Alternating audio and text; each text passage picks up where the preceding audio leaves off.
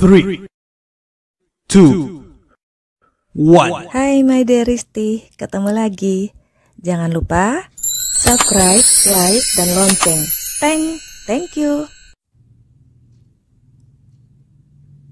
Halo, ketemu lagi kita ya di akhir minggu ini.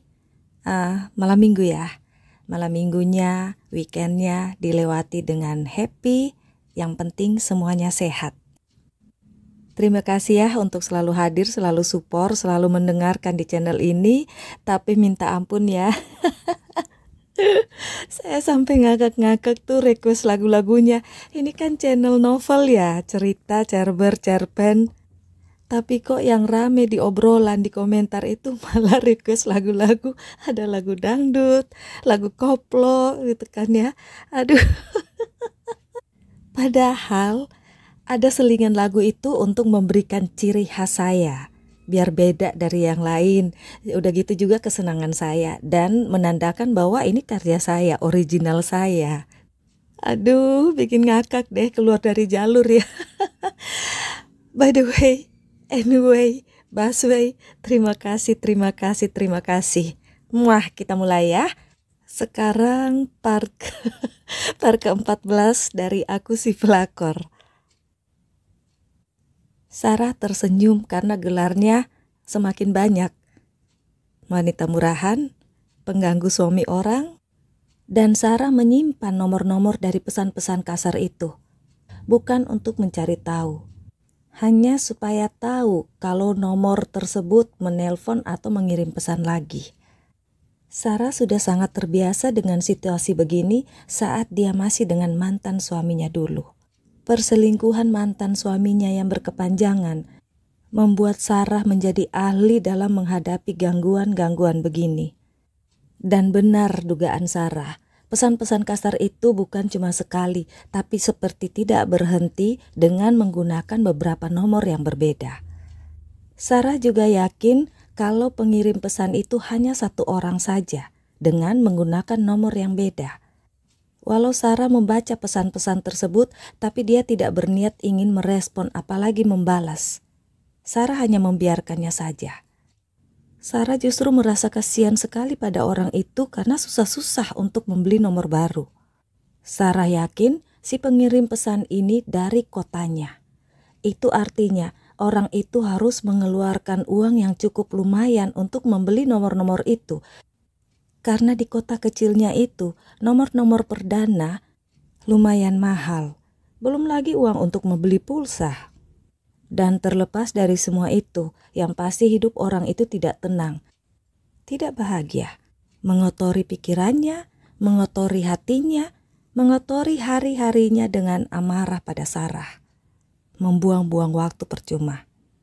Kalau Sarah yang dulu, maka dia akan membalas pesan-pesan itu dengan cara yang sama dan sama kasarnya. Tapi seiring waktu Sarah belajar. Dia tidak ingin melakukan hal yang bodoh seperti orang itu. Tidak ingin merendahkan dirinya sendiri dengan berlaku ataupun bersikap yang tidak tahu etika.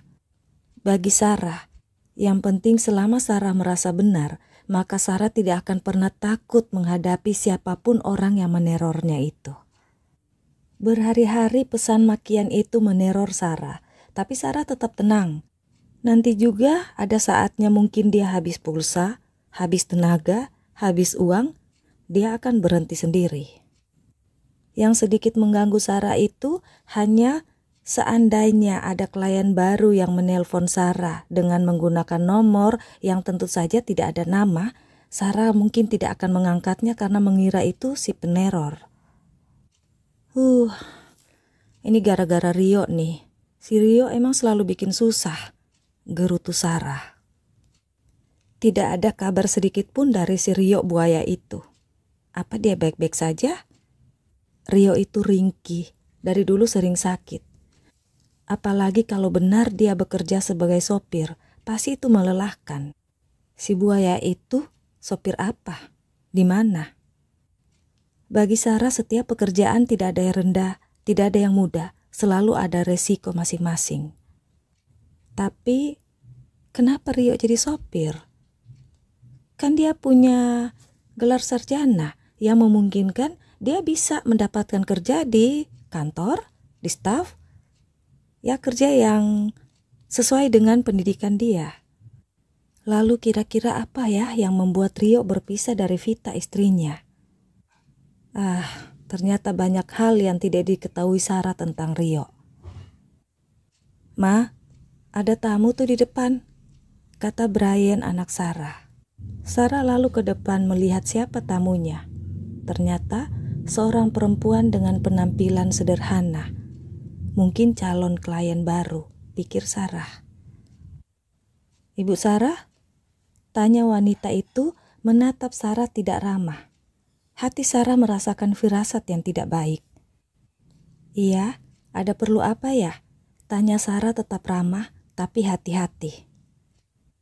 "Saya Riri, saya pacar Pak Rio."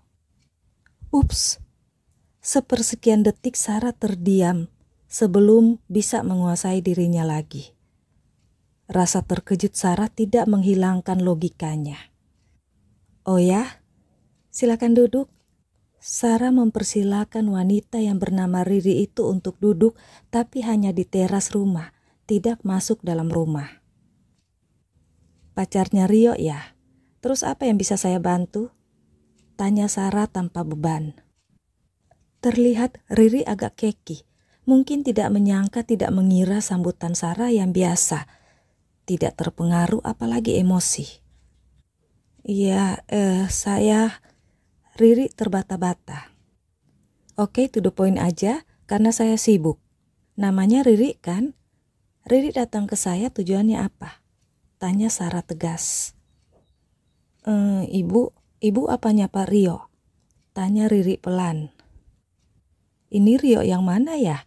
tanya Sarah yang membuat Riri gelisah dan salah tingkah. Itu tuh Pak Rio yang... Sebentar ya Bu." Riri terbata-bata lagi dan mengambil HP-nya dari dalam tas. "Yang ini Bu."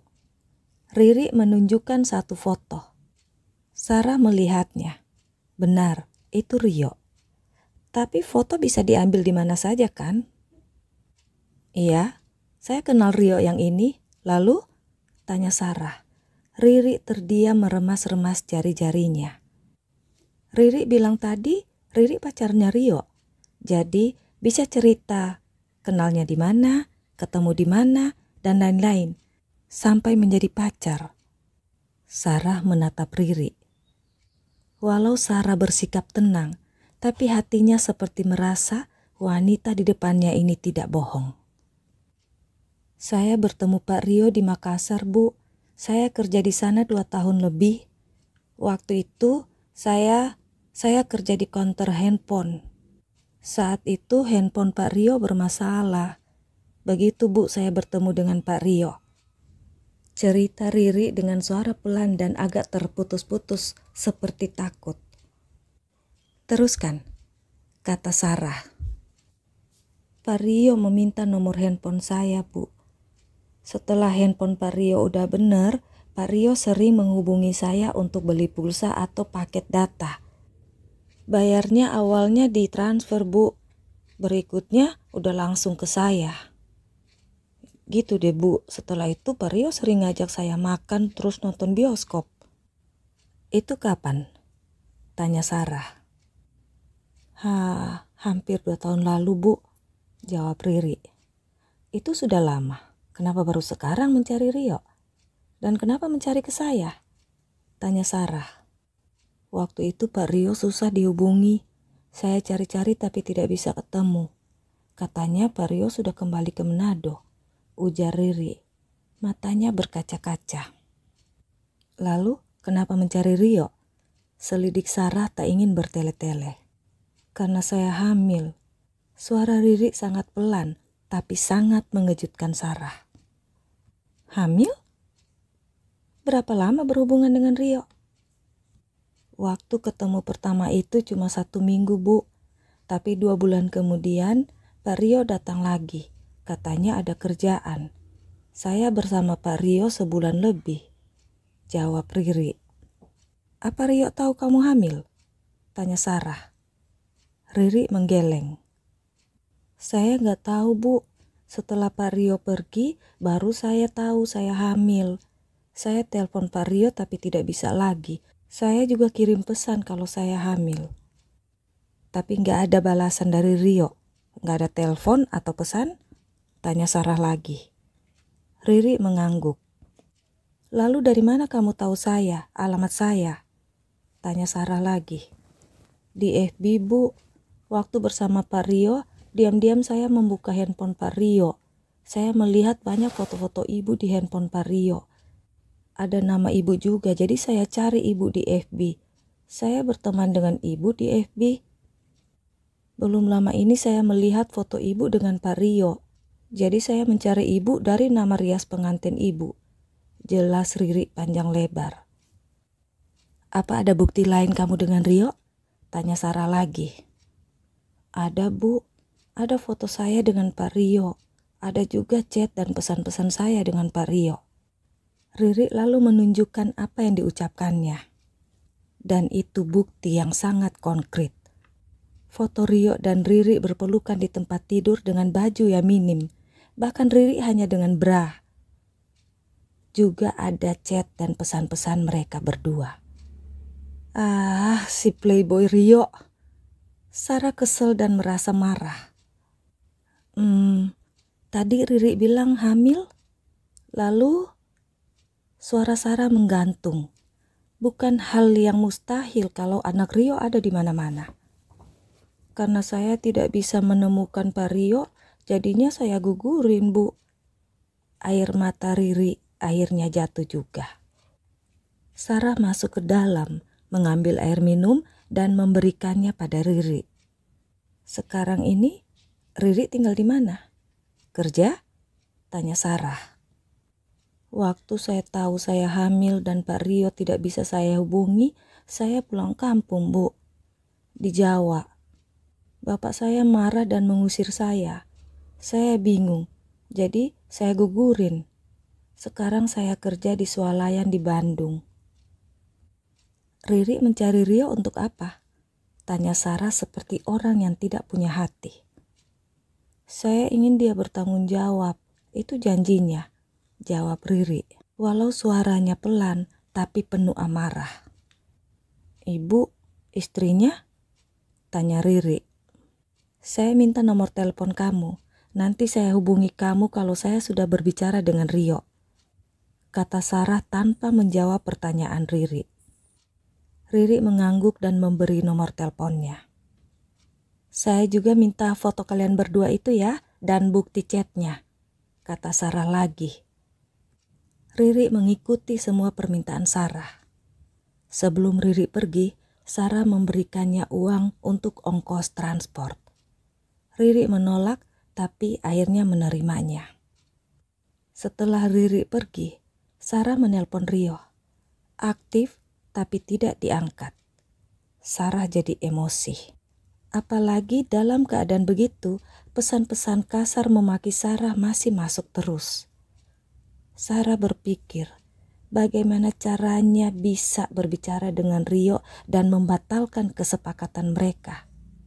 Sarah tidak ingin direcoki dan diganggu dengan hal-hal yang bikin pusing, bikin emosi, dan itu akibat perbuatan Rio. Sarah juga gak mau ke Manado, seperti orang yang mengemis dan merendahkan diri sendiri. Apakah Nita juga mengalami hal-hal begini? Tanya Sarah dalam hati. Tapi tunggu. Tadi kata Riri, foto-fotoku banyak di handphone Rio. Dan itu 2 tahun lalu. Kenapa Rio menyimpan foto-fotoku? Pikir Sarah. 2 tahun lalu. Nah, my dearisti, selesai bagian ke-14, aku si pelakor. Biasanya aku tutup dengan lagu ya. Tapi tadi, lagu apapun yang kunyanyikan, aku malah ngakak ketawa karena mengingat obrolan komentar kalian, request lagu-lagu kalian. Jadinya kali ini ya without song, tanpa lagu. daripada aku ngakak terus dan rekamannya nggak kelar-kelar. Jadi ya, bye-bye. Sampai ketemu di bagian ke-15. Muah.